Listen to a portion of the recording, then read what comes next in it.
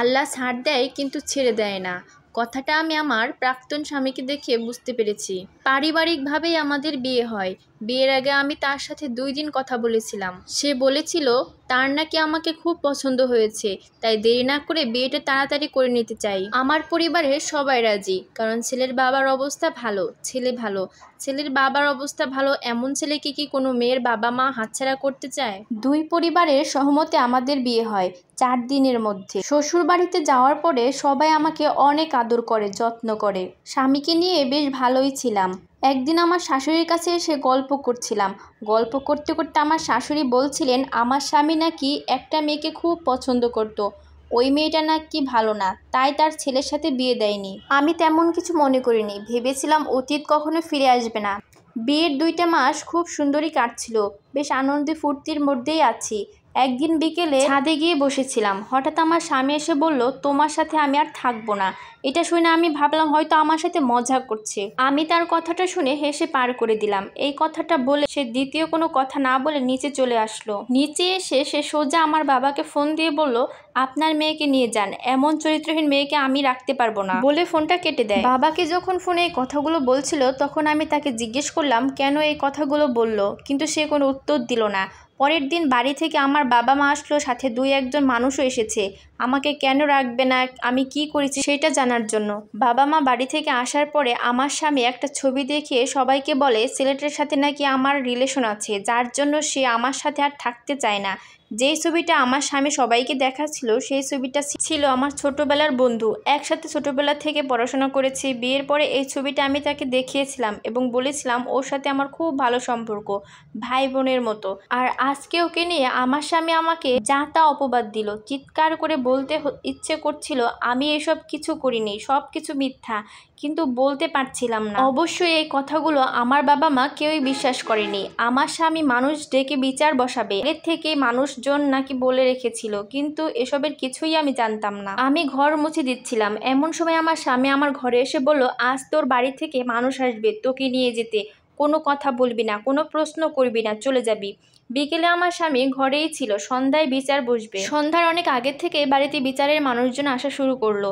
বিচার বসলো। বিচারের মধ্যে আমার স্বামী আমার হাত ধরে বলল আমি একটা মেয়েকে ভালোবাসতাম, ছোটবেলা থেকে আমি যখন ওকে বিয়ে করতে চেয়েছি তখন আমার কোনো কাজ ছিল না, যার জন্য ওর বাড়ির থেকে রাজি হয়নি আমার সাথে ওর বিয়ে দিতে। ওর বাড়ি থেকে ওকে অন্য জায়গায় বিয়ে দিয়ে দেয়। বিয়ের পরও আমি ওর সাথে যোগাযোগ রেখেছিলাম, এত বছর পর আমার কাছে ফিরে আসতে চাই, কিন্তু আমার বাড়িতে কখনোই রাজি হবে না। আমার বাবা মা তোমার সাথে জোর করে আমাকে বিয়ে দিয়েছে, এখন আমি তোমার সাথে থাকতে পারবো না।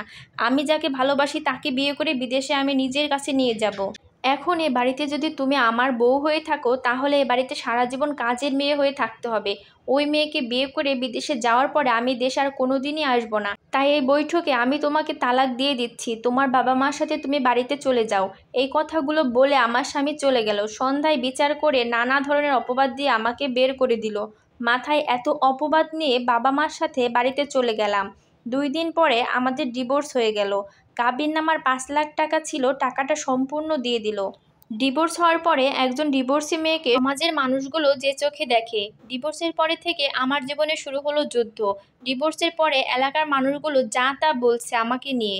ডিভোর্সের পর একটা মেয়ের দোষ না থাকলেও মেয়েটা দোষী। আমি নামাজে দাঁড়ালেও 4 ঘন্টা 3 ঘন্টা লেগে যেত না জায়নামাজে শুধু কান্না করতে করতে। আল্লাহর কাছে শুধু বলতাম আল্লাহ আমি কি ভুল করেছি, কেন আমাকে এত কষ্ট দিলে। আমি সব সময় আল্লাহর কাছে বলতাম আল্লাহ আমার এ কষ্ট অপবাদ সব কিছু মুছে দাও। মাঝে মাঝে মানুষের কথা শুনে দম বন্ধ হয়ে আসতো, মনে হতো মরে যায়। কথায় বলে মায়ের চেয়ে মাসিদের দরদ বেশি হয়। সবাই বলে এই মেয়েটার কি হবে, কে বিয়ে করবে। এভাবে কয়েক মাস থাকার পরে আমি আবার কলেজে ভর্তি হলাম। আগের মতো হয়তো চলতে পারবো না, কিন্তু চেষ্টা করলাম। ইন্টার পাস করার পরে বাবার এক কলিগের ছেলে আমাকে দেখে পছন্দ করে, সে নাকি আমাকে বিয়ে করতে চায়। ছেলেটা চেয়ারম্যান হলেও ছেলেটার বিয়ে হয় নাই। একটা ডিভোর্সি মেয়েকে সে বিয়ে করতে চায়। আমি ডিভোর্সি হওয়ার পরেও আমাকে দিয়ে ওনাদের কোনো সমস্যা নাই। বাবার কথা শুনে এবারও আমি কিছু বলি নাই, শুধু বলেছিলাম একটু খোঁজ নিতে। ছেলে যেহেতু চেয়ারম্যান, ভালোবাসার মানুষের অভাব হয়তো নেই। ছেলের বাবা মা ছেলেকে আমার সাথে জোর করে বিয়ে না দেয়। কয়েকদিন পরেই আমাদের বিয়ে হয়ে গেল। বিয়ের পরে আমার স্বামী আমাকে পড়াশোনা করিয়েছে, তার খুব ইচ্ছে ছিল তার বউ একজন ম্যাজিস্ট্রেট হবে। আমার স্বামীর কথা মতো আমি আমার পড়াশোনা শেষ করে স্বামীর স্বপ্ন পূরণ করেছি। হ্যাঁ, আজ আমি একজন জুডিশিয়াল ম্যাজিস্ট্রেট। সবটা আমার স্বামীর জন্য হয়েছে। আমার ঘরে 3টা সন্তান, 2টা ছেলে 1টা মেয়ে। স্বামী সন্তান নিয়ে বেশ ভালোই আছি, দিনগুলো অনেক আনন্দে পার হয়। কিছুদিন আগে শুনলাম আমার প্রাক্তন স্বামী যাকে বিয়ে করেছিল সেই মেয়ে নাকি তার সব টাকা পয়সা নিয়ে আগে স্বামীর কাছে চলে গিয়েছে। এখন তার খুব খারাপ অবস্থা। তার পরিবারের মানুষ আমার পরিবারকে নিয়ে অনেক খারাপ কথা বলেছে। এখন সেই কথাগুলো তাদের কাছে ফিরে এসেছে। তারপরও আমাকে কথা শোনাতে ছাড় দেয়নি। চরিত্রহীন, কলঙ্কিনী, কত কথা বলেছে। শুনেছি তার বোনকেও নাকি শ্বশুরের বাড়ি থেকে তাড়িয়ে দিয়েছে। এটা হয়তো নিয়ত। আমরা মানুষের সাথে যা করব তাই ঠিক ফিরে পাবো। মানুষের জীবনটা আয়নার মতো। আয়নাকে আমরা যা দেখাবো আয়নাও আমাদের তাই দেখাবে।